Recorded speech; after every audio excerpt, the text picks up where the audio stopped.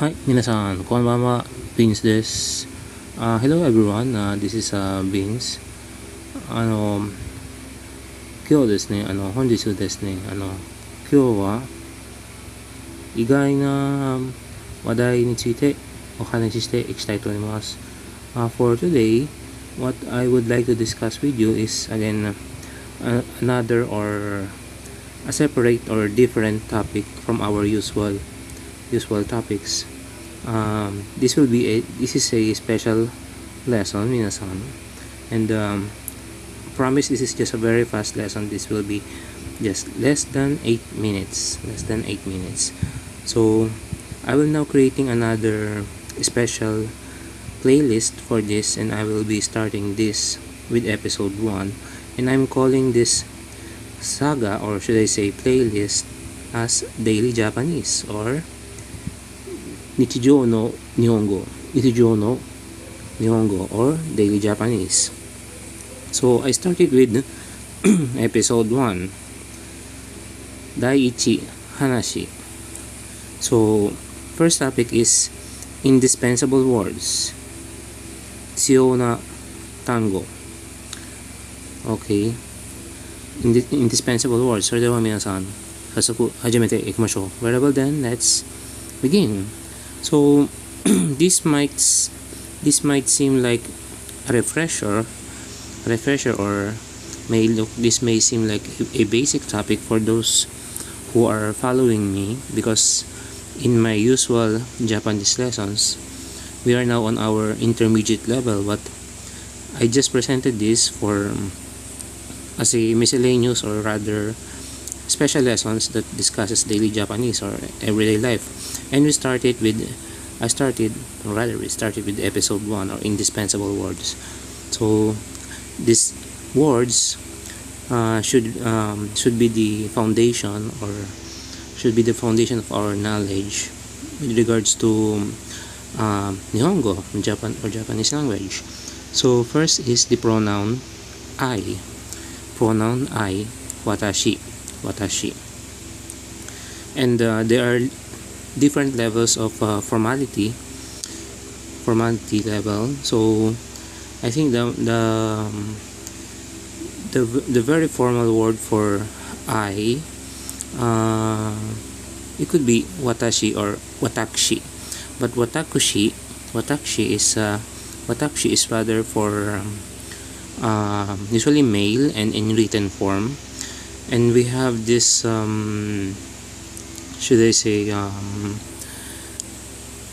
for a less formal or casual, for male you can say boku. And remember minasan, watashi for spoken Japanese, watakushi, this is not watakushi, this is watakushi, silent U, watakushi for written Japanese. And boku is still pronoun I but casual, and for casual female, atashi. And slang or colloquial, and for male it's ore. And I believe I have discussed this, minsan we have a separate lesson for this, that I discussed to you the different pronouns and their levels. So this is just a refresher, minasan, and a special lesson. Anata is pronoun you, and actually minasan, for those husbands and wives in Japan, especially those ages 45 and up, anata is being spoken by a wife to her husband to mean you, but in a very in an endearment manner or endearment tone. Anata. And the less formal, or if you feel there's a bit of affection, or being of a little bit of affection or a little bit of familiarity, pronoun you could also be kimi. But the vulgar one, or the rough, is omae. And I don't recommend vulgar and insulting or rough versions of pronoun you. So let's go with another pronouns. Kare. Kare is pronoun he. Kanojo, pronoun she. And oftentimes kanojo can also mean girlfriend. Kanojo. And this reply, positive reply or affirmation reply, hi, hi, yes. And minasan, if you have observed, during every time I do some lessons, I started with hi, but it is not to mean yes, because I'm using hi in its alternate use. I'm using hi, but with quite stress of intonation at the end. Hi, because I'm using hi as interjection, because hi could be an interjection expression to mean either oh hello there, oh hello there, or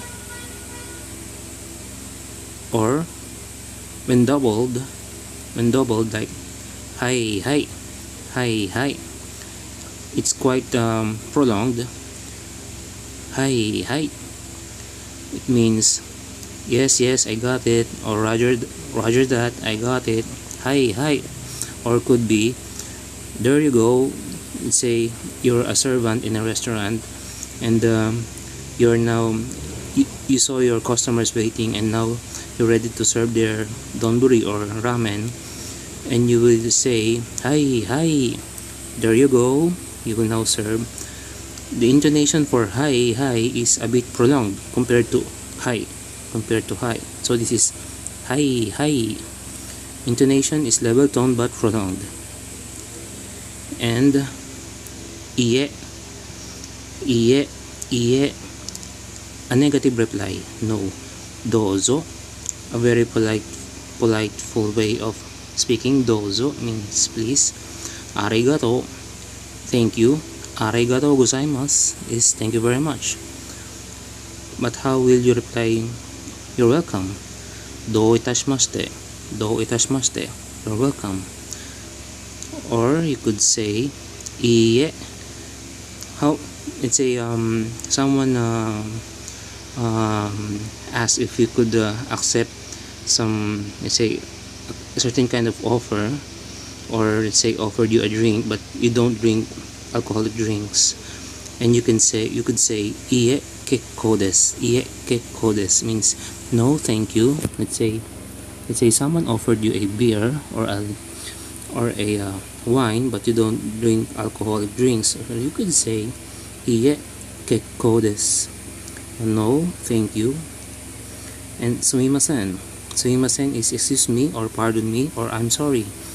And by the way, minasan, sumimasen is pronounced in this manner.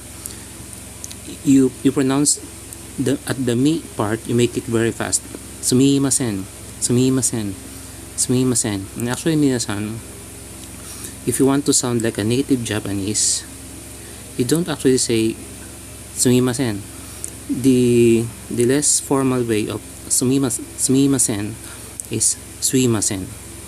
If you want to sound like a real native Japanese, you use slur slang version of sumimasen. You could say suimasen. Make sure your intonation speed when saying the sui of suimasen is faster than when you had said sumimasen, sumi of sumimasen. But of course, when you want to be formal, you don't use the contracted version, sumimasen. And actually, minasan, the expression sumimasen is also an expression when you want to start a conversation with someone whom you don't know, and vice versa. And you could start with ano. Let's say both of you don't know each other, and you could just tap the shoulder or say ano, sumimasen, ano. So sumimasen is a very good kind of expression when you want to start a conversation with someone whom you don't know, and vice versa. So that's it, minasan. I've completed our lesson for today. So thank you for watching till the end. So until the next topic, それでは皆さんまた次の動画でお会いしましょう。ありがとう。Thank you for watching. Bye bye.